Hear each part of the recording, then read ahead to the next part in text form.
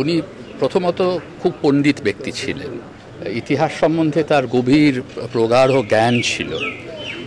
উনি নিজে গবেষণা করেছিলেন হেনরি ডান্ডাসের ওপর, অষ্টাদশ শতাব্দী এবং ঊনবিংশ শতাব্দীর ভারতবর্ষের ইতিহাসের ওপরও তার নিজের কাজ ছিল। কিন্তু আরও বড় যেটা কথা, পরের প্রজন্মের প্রায় প্রত্যেক ইতিহাসবিদকে তিনি অনুপ্রেরণা দিয়েছিলেন। সবসময় তার কাছে আসা যেত শেখার জন্য। প্রতিষ্ঠানগুলো কলকাতা শহরে উনি গড়ে দিয়ে গেছেন। কলকাতার centre for studies in social science, যেটা এখন সারা ভারতবর্ষে এমনকি ভারতের বাইরেও এত পরিচিত, উনি তার প্রথম ডিরেক্টর ছিলেন।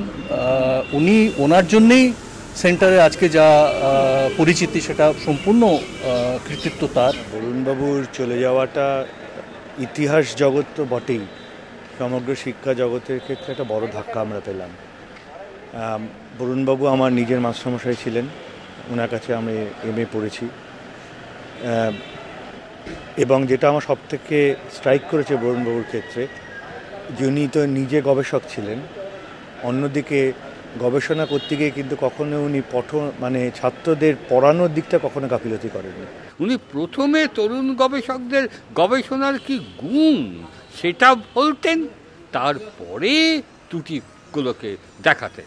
এই দুর্লভ মানসিকতার অধ্যাপক খুব কম এসেছে।